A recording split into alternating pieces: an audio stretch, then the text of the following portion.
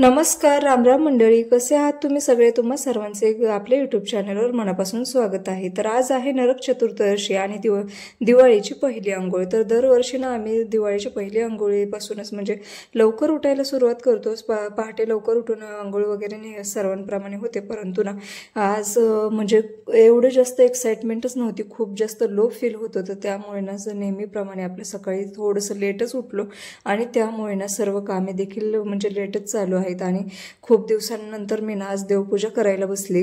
कारण ना इतके दिवस फक्त मग गुरु आणि गुरुच्या पप्पांकडेच ही देवपूजा होती. मी मात्र याकडे थोडंसं दुर्लक्षच करत होते. कारण जसं म्हटलं तसं की तब्येत खूप जास्त म्हणजे अशक्तपणा आलाय ना, त्यामुळे खूप जास्त लो फील होत आहे. कधी एकदा ना गावाकडे जाईल असं झालंय. परंतु माझंच हट्ट आहे की मी एकदा ना म्हणजे लक्ष्मीपूजन झाल्याशिवाय मला माझं घर सोडून जावं वाटत नाही. तोपर्यंत मग आपलं घर अंधारात ठेवून परत वाटतं का कुठे जायचं. त्यामुळे म्हणून म्हटलं की लक्ष्मीपूजन झाल्यानंतरच जावं आणि त्यासाठी थांबलोय. इतर ना म्हणजे आम्हाला तिघांनाही कधी एकदा गावाकडे जायला असं झाले. यावेळेस ना गुरुपेक्षा जास्तही ना आम्ही दोघी खूप जास्त एक्सायटेड आहोत.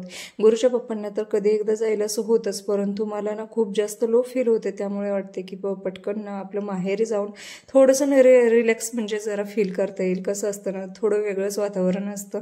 त्याचप्रमाणे माझं देखील तसंच चालू आहे. इथे देखील काही म्हणजे एवढं जास्त हे नाही, लोड नाही आहे, फक्त तिघांचंच करायचं. परंतु त्यापेक्षाही जास्त जरा माहेरी कसं अजून जास्त आपण रिलॅक्स फील करतो, तसं माझं देखील झाले.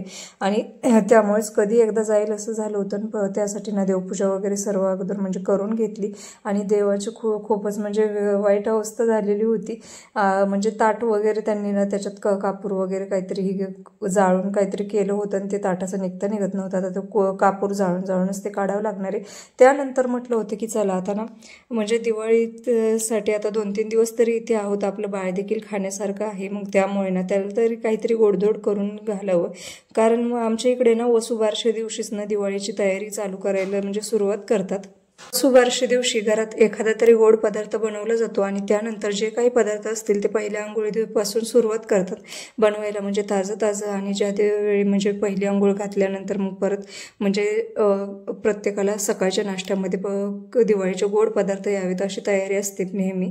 परंतु यावेळी ना म्हणजे खूप जास्त म्हणजे लो फील होते. त्यामुळे मग मी जास्त काही करणार नाही. आणि दिवाळीचा बाजार देखील भरला नव्हता. घरात थोडासा मैदा होता आणि म्हणजे बरं झालं तो पटकन वरती डब्यामध्ये सापडला आणि पटकन मग तेवढेच मला जेवढा हवा होता तेवढा मैदा देखील भरला. आणि मनामध्ये कन्फ्युजन चाललं होतं की याच्यावर नेमक्या बालुशाही बनवावेत की शंकरपाळ्या बनवावेत. परंतु शंकरपाळ्याला ना एवढं जास्त कोणी इंटरेस्टेड नसतं, म्हणून म्हटलं चला बालुशाहीच बनावी, जरा तरी थोडं म्हणजे खाल्ले जातील. म्हणून अशा प्रकारे ना म्हणजे घरातील इतर कामे देखील आवरायची होती, जसे की भांडी कपडे वगैरे जसे आपले इतर बायकांचे असतात ना त्याचप्रमाणे माझं देखील राहिलेलं होतं.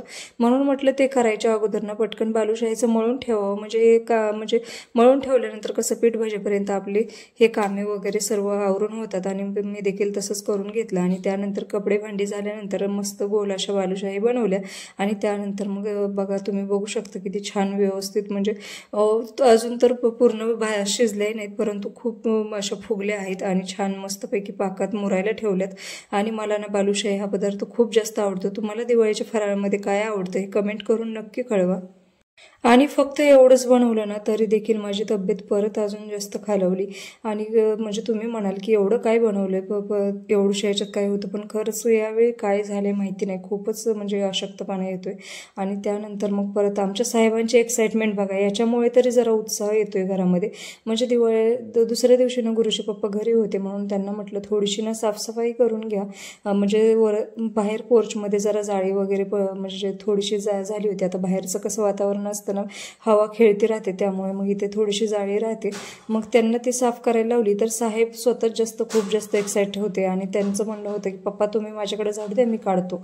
आणि हे बघा खरंच खूप छान पद्धतीने जाळ्या काढल्यात. परंतु आम्हालाच वाटायचं की धूळ वगैरे नाकातोंडात जाते, नको म्हणत असताना साहेबांनी सर्व हे करून घेतलं. म्हटलं जाऊ द्या, करतोय तर करू द्या, असं चाललं होतं या बापलेकांचं. मग म्हटलं जे करायचं ते करा, फक्त मला व्यवस्थित करून द्या. आणि मला वाटतं ना दिवाळीला प्रत्येक घरात असंच वातावरण असतं. म्हणजे मोठ्यांपेक्षा ना लहान मुलंच खूप जास्त एक्सायटेड असतात. तसं आमच्या इथे देखील होतं. आणि दोघं बापलेकांनी सर्व जाळ्या व्यवस्थित काढून घेतल्या. आणि या दोघांचंही काम होईपर्यंत मी घरातील आकाशकंदील आणि लाइटिंग शोधत होते, कारण मागच्या वर्षी जो आकाशकंदील आणि लाइटिंग आणली होती ना ती म्हणजे मला सवयच आहे अशा काही वस्तू असतील तर त्या जपून ठेवायच्या आणि पुढच्या वर्षी देखील यूज करता येतील असंही करायचं। माझ्याप्रमाणे कोण कोण आहे किंवा कोण माझ्याशी रिलेट करतं हे देखील मला नक्की कळवा, कारण मला खूप जास्त म्हणजे असं म्हणजे वाटतं की नाही अशा वस्तू राहू शकतात तर आपण ठेवल्या पाहिजेत। दरवर्षी काही नवीन आणायचे, जेव्हा म्हणजे या खराब होतील त्यावेळेस नंतर आणता येतील। आणि अशा प्रकारे मग नंतर आकाशकंदील तर सापडला, तो व्यवस्थित होता, परंतु लाइटिंग ही ना बिघडली होती एकदा ना, म्हणजे शिवजयंतीच्या टायमिंगला आम्ही ज्यावेळेस लावली होती त्यावेळेस गुरुकडून ती थोडीशी खराब झाली होती आणि ती लागलीच नाही परत, मग फक्त अशीच ठेवली। आणि यावेळेस दुसरा काही जास्त इतर खर्च केला नाही आणि गुरुला म्हणजे थोडेसे फटाके आणले होते आणि तेवढ्यातच तो खूप जास्त खुश होता। गुरुच्या पप्पाचं म्हणणं होतं की त्याला ना परत गावाकडे गेल्यानंतर अजून घेऊ आपण, आता फक्त एवढेच बस, कुठं 2 दिवस राहायचं आहे, त्यानंतर मग गावाकडे तिकडे उडवेल तो। आणि अशा प्रकारे त्याला नादवायला आणलं होतं, तर बघा किती जास्त खुश आहे तो। आणि यामुळेच ना दिवाळी असल्यासारखं वाटतं, जोपर्यंत लहान मुलांना म्हणजे असं काही म्हणजे त्या एक्साइटमेंट सारखं वाटत नाही तोपर्यंत आपल्याला देखील दिवाळी असल्यासारखं वाटत नाही। आणि यूट्यूबला ना खूप सारे व्हिडिओज येतात, व्लॉग्स येतात शॉपिंगचे, म्हणजे दिवाळीचे शॉपिंगचे स्पेशली, परंतु यावेळेस ना मी खरंच खूप म्हणजे अजिबातच एक्साइट नाही आहे, खूप जास्त लो फील होते ना, त्यामुळे काहीच करण्याची इच्छा तर होत नाही आणि त्यामुळे मी म्हणजे काहीच म्हणजे शॉपिंग वगैरे केली नाही। मग गुरुचे पप्पा म्हणत होते की कधी घ्यायचं म्हणून, आणि त्यांचं म्हणणं होतं की तुम्हालाच घ्या, मला तर काही घ्यायचंच नाही।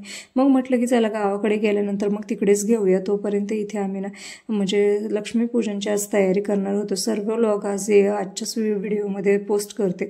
तर लक्ष्मीपूजनासाठी म्हणजे 2 दिवस झाले मी ना गाईचं शेण शोधत होते, जेणेकरून रांगोळी वगैरे काढण्यासाठी ना मस्त सारवून वगैरे घेता येईल। मला ना सारवून त्याच्यावर रांगोळी काढायला खूप जास्त आवडतं, दरवर्षी करते मी, परंतु यावेळेस नेमकं यूट्यूब चालू केले आणि यावेळेस मात्र तसं काही करता आलं नाही, परंतु मी शोधत होते, परंतु यावेळी नेमकी आमची गाय कुठे गेली माहिती नाही, त्याचं शेण, त्यामुळे शेण देखील नव्हतं आणि त्यामुळे कसं मग अशीच याच्यावरती रांगोळी काढली। आणि त्यानंतर संध्याकाळी मग लक्ष्मीपूजनची तयारी केली, दिवे सर्वत्र लावून घेतली, छान असं म्हणजे साधं सिंपल असं लक्ष्मीपूजन केलं, खूप असं नाही। आणि यावेळी ना झाडू असं काही नवीन आणला नाही, कारण पहिलं झाडू म्हणजे त्याला काहीच झालेलं नव्हतं, त्यामुळे म्हटलं चला छोटासाच घेऊया आणि हा 20 रुपयाचा झाडू घेऊन आलो होतो। खरं तर बार्गेनिंग करू वाटत होतं, परंतु म्हटलं जाऊ द्या, लक्ष्मी आहे आणि एवढ्याशा छोट्या ह्याच्यात काय बार्गेनिंग करावं, कुठं 10-20 रुपये, म्हणून मग ते देखील म्हणजे फक्त 20 रुपयाचे म्हणजे तेवढं झाडून घेऊन आलो। सॉरी, आता लक्ष्मीपूजना दिवशी याला झाडू म्हणता येत नाही, तर लक्ष्मी घेऊन आलो आणि मग त्याची पूजा देखील केली आणि अशा प्रकारे आमची दिवाळी सेलिब्रेट झाली। आणि इथून पुढचे व्लॉग्स तुम्हाला ना आता उद्यापासून नंतर गावाकडचे व्लॉग्स पाहायला भेटतील, तुम्हाला आवडतील काही कमेंटमध्ये नक्की कळवा। सासरी बघू प्रयत्न करून, जर जमले तर तिथले व्लॉग्स काढेल, नाही जमले तर मग नंतर माहेरचे व्लॉग्स मात्र नक्की बघायला मिळतील। तर कसा वाटला आजचा व्हिडिओ कमेंटमध्ये नक्की कळवा। व्हिडिओ आवडल्यास व्हिडिओला लाईक करा, शेअर करा आणि आपल्या चॅनलला सबस्क्राईब करायला अजिबात विसरू नका। आणि या उद्या गावाकडे जाताना ना आम्ही म्हणजे झुरळ खूप जास्त घरामध्ये झालेत ना, त्याच्यावरती एक म्हणजे जालिम असा उपाय करणार आहे, तर काय आहे ते तुम्हाला उद्याच्या व्लॉगमध्ये कळेल, किंवा तुम्ही अगोदरचे जर व्हिडिओ पाहिले तर त्यामध्ये नक्की कळेल। सॉरी, उद्या येईल म्हणून सांगता येत नाही, परंतु जेव्हा व्लॉग येईल ना तेव्हा मी त्याच्यामध्ये प्रयत्न करेल की आम्ही झुरळांवरती काय उपाय केला।